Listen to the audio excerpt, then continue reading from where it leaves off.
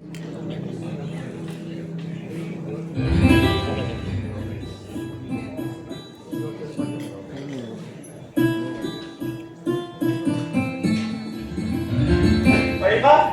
Marifa, aha. তাৰপিছত কুৰিনগৰ নতুন ষ্টেচনত গৈ পুৱতিনিশা 3:30 বজাত ট্ৰেইনখন উঠি এই কুৰিনগৰ চিৰদিনলৈ বিদায় লওঁ। হাত ভৰি মোৰ নচলা হৈছিল। জীৱনৰ বাবে তোমাক কাষত পৰা হাবি এখন মনৰ বলত এঠাইৰ পৰা আন ঠাইলৈ ঘূৰি ফুৰিছো। সেই কুৰিনগৰ চিৰদিনৰ বাবে এৰি যাবলৈ আমাৰ হাতত ট্ৰেইনৰ টিকেটৰ ভাড়া নামত এটকাও পইচা নাই। আমি কলৈ যাম গৌতম? কি কৰিম একো ভাবিব পৰা নাই মই। আমি জেললৈ যাম marifa। টিকটবিহীনভাৱে ৰেল যাত্ৰা কৰা অপৰাধত আমাক ৰেল আৰক্ষীয়ে জেললৈ প্ৰেৰণ কৰিব। কমে 3 মাহৰ বাবে নিৰাপত্তা বেষ্টনীৰ মাজত খাদ্য আৰু বাসস্থানৰ অভাৱ নোহোৱাকৈ পাৰ কৰিব পাৰি। আৰু সেই দিনবোৰত পৃথকে পৃথকে ভৱিষ্যত পৰিকল্পনা কৰিব পাৰি। আৰু তেতিয়ালৈকে তোমাৰ মোৰ প্ৰেমৰ বাবে উদ্ভৱ হোৱা সেই কুৰিনগৰ সাম্প্ৰদায়িক সংঘৰ্ষক খাম কাটিব। আমি এনে কৰিব নোৱাৰো গৌতম। আমাক কাষৰ পৰা খবৰ পালে তোমাৰ পৰিয়ালে তোমাক আৰু মোৰ পৰিয়ালে মোক আইনীভাৱে আমাক মুকলি কৰি আমাক চিৰবিচ্ছেদ কৰিব। মই তোমাক হেৰুৱাব নোখোজো। মই তোমাক হেৰুৱাব নোখোজো। যিকোনো প্ৰত্যাহ্বান মুখপাতি হলেও মই তোমাক হেৰুৱাব নোখোজো। তেনেহ'লে আমি কৰিম কি? আল্লাহ তাআলাৰ ওপৰত মোৰ বিশ্বাস আছে গৌতম। তেওঁ ইমান নিষ্ঠুৰ নহয়। আমাৰ প্ৰেমক লৈ আমাৰ এই ভৱিষ্যতৰ মহান উদ্দেশ্যক লৈ মোৰ পবিত্ৰ মনে প্ৰতিপলি কৰা দোৱা আল্লাহ তাআলাই কবুল কৰিবই গৌতম।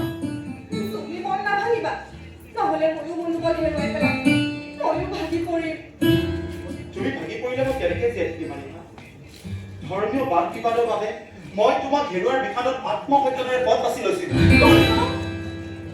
তোমাৰ সাহস, তোমাৰ মোৰ নিষ্পাপ সপোনবোৰৰ স্বাৰ্থই মোক সেই পথৰ পৰা উভতাই আনিছিল marifa।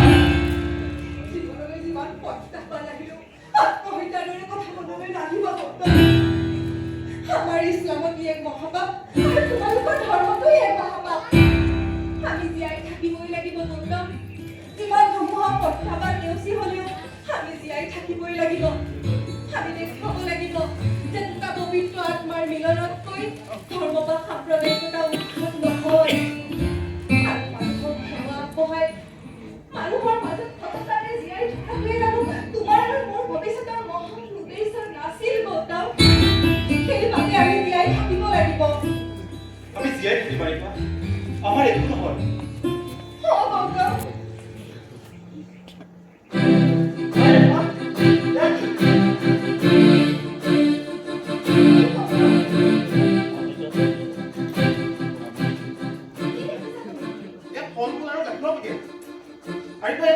পইচাও আছে চোন। ফল-মূল গাখীৰ লাগে marifa। আৰু পইচা। কিন্তু এই জনাশূনা সেইবোৰ ক'ৰ পৰা? কোনে ৰাখিছে এইবোৰ?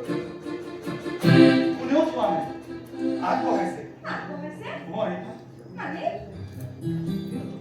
তোমাৰ মোৰ পবিত্ৰ মনৰ দোৱা আৰু প্ৰাৰ্থনা শুনি, তোমাৰ মোৰ ভোক আৰু জৰ্জৰ অৱস্থা দেখি এয়া আল্লাহে আগবঢ়াইছে। এয়া ভগৱানে আগবঢ়াইছে।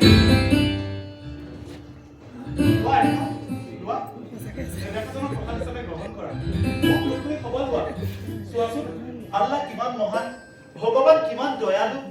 আমাৰ নিষ্পাপ প্ৰেমে পূৰ্ণতা পাবলৈ এই কুৰিনগৰ এৰি যাবলৈ আমাক টকা পইচাও আগবঢ়াইছে। তুমি ঠিকেই কৈছা গৌতম। আজি পুৱতিনিশাৰ ট্ৰেইনতে আমি কুৰিনগৰ এৰি কৰবালৈ গুচি যাম। দূৰণিৰ অচিন কৰবালৈ, য'ত তোমাক আৰু মোক কোনেও বিচাৰি নাপাব। আৰু গৌতম, তুমি আৰু মই যে 6-1 আছো তাকে লৈ মই ছচিয়েল মিডিয়াত এটা পোষ্ট দিম, যাতে আমাৰ সেই কুৰিনগৰৰ সাম্প্ৰদায়িক সংঘৰ্ষ শেষ হয়। কুৰিনগৰ এৰি তোমালোক কলৈকো যাব নোৱাৰে। আপুনি আপোনালোক ইয়াত যে? আমি ইয়াত। তোমালোকে ভয় কৰিব আমি তোমালোকৰ কোনো ক্ষতি কৰিব নহয়। বিশ্বাস ৰাখা। তেনেহ'লে আপোনালোকে ইয়ালৈ আহিছে কি কাৰণে? আৰু আমি কুৰিনগৰ এৰি যাব নোৱাৰো বুলি ক'লে যে? কিয় তোমালোকক আমি ভাল পাওঁ, তোমালোকৰ প্ৰেমক আমি সন্মান কৰোঁ, সেয়েহে তোমালোক কুৰিনগৰ এৰি যাবলৈ নোৱাৰা। মানে মানুহৰ মোবাইলে এতিয়া তোমালোকৰ আৰু নতুন ষ্টেচনত তোমালোকক কোনো এটা পক্ষৰ মানুহে দেখা পোৱাৰ লগে হত্যা কৰি দিব পাৰে। আৰু এই সাম্প্ৰদায়িক সংঘৰ্ষৰ জুইকুৰা নিৰ্বাপিত কৰিবলৈ আৰক্ষীৰ মানুহে তোমালোকক গণবৰতে বিচাৰি ফুৰিছে। যিদৰে বিচাৰি আব্দুল আৰু মই এই শোণিতনগৰ বাট কৰি ফুৰিছো। আমাক বিচাৰি ফুৰিছে কিয় আৰু সুৰক্ষা দিব বিচাৰিছে কিয়? আৰে কোৱা নাই জানো তোমালোকক আমি ভাল পাওঁ, তোমালোকক আমি সন্মান কৰোঁ। এতিয়া তোমালোক আমাৰ লগত দিয়া। আপোনালোকৰ লগত কিন্তু কলৈ? সুৰক্ষিত স্থানলৈ, য'ত তোমালোকক এই পুলিচ, এই তোমালোকৰ আত্মীয় স্বজন, পৰিয়াল বা সাম্প্ৰদায়িক সংঘৰ্ষ কোনো ঢুকি পাব নাযাওঁ আমি। এয়া আপোনালোকে কোনো অভিসন্ধি ৰচনা কৰি আমাক আৰক্ষী বা পৰিয়ালৰ লোকসকলক গতাই দিব বিচাৰিছে, নাইবা আমাক হত্যা কৰিব বিচাৰিছে। হত্যা আৰু তোমালোকক এই আব্দুল আৰু সুশান্ত চিকামাৰী ভাত গোন্ধোৱা মানুহ নহয়। চিকিৎসা কৰা হ'লে তোমালোকক এই পুৰণি পৰিত্যক্ত পুৰণা ষ্টেচনত দেখাৰ লগে তোমালোকক হত্যা কৰি দিব পাৰিলে। ইচ্ছা কৰা হ'লে তোমালোকৰ আত্মীয় স্বজন বা পৰিয়ালৰ হাতত গতাইও দিব পাৰিলোহেঁতেন। আৰু আমাৰতো পাৱাৰৰ কথা জানাই, আমাৰ এটা ফোন কলত এছপি পৰ্যায়ৰ পুলিচ বিষয়া আহি তোমালোকক টানি চুচুৰাই লৈ যাব পাৰিলেহেঁতেন। আপোনালোকে তেনেহ'লে আমাক সুৰক্ষিত এনে কোন ঠাইলৈ নি আশ্ৰয় দিব বিচাৰিছে? আমাৰ ছাৰ, আমাৰ অন্নদাতা, প্ৰভাৱশালী মন্ত্ৰী মিষ্টাৰ হিলদল কুমাৰ বৰুৱাৰ ঘৰলৈ। কি কৈছে? তেখেতৰ ঘৰলৈ? কিন্তু কোনো কিন্তু নাই গৌতম। হাজাৰ প্ৰত্যাহ্বান আৰু এই ৰক্তাক্ত পৰিস্থিতিক নেওচি তোমালোকৰ সঁচা প্ৰেমে জিকা এই আদৰক চাৰেও আমাৰ সন্মান কৰে। এতিয়া তোমালোকে আমাৰ লগত গৈ সুৰক্ষিতভাৱে জীয়াই থাকিব বিচাৰা, ইয়াতে বহি থাকি তাৰপৰা কোনোবা আহি কোনো দুষ্কৃতিকাৰীয়ে তোমালোকৰ চোকা অস্ত্ৰ প্ৰহাৰত জীৱন হেৰুৱাব বিচৰা সিদ্ধান্ত তোমালোকৰ। যাম, আমি নিশ্চয় যাম। সেয়ে যাম আমি। কি পাৰিবা? আমি যাবই লাগিব গৌতম। সেই ৰক্ত পিপাসুহঁতৰ হাতত মই তোমাক হেৰুৱাব নোখোজো আৰু নিজেও সিহঁতৰ হত্যাৰ বলি হ'ব নোখোজো। আমি এজনে আনজনক হেৰুৱাবৰ বাবে যাম। আমাৰ যুগ্ম জীৱনৰ স্বাৰ্থৰ কাৰণে যাম। আমি জীয়াই থাকিবই লাগিব।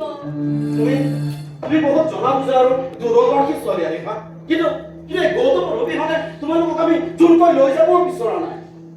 মই যাম। আৰিফাৰ ইচ্ছা আৰু মনোকামনাৰ প্ৰতি সন্মান জনাই যাম। আমি এজনে আনজনক হেৰুৱাব নোখোজো বাবে যাম। ভাল, বহুত ভাল। আমি ছাৰক কথা দি আহিছো যে তোমালোকৰ গাত এটাও আঁচু নেপেলোৱাকে সুৰক্ষিতভাৱে ছাৰৰ ঘৰলৈ যাম। তোমালোকে ব'লা মোৰ লগত, বিশ্বাস ৰাখা।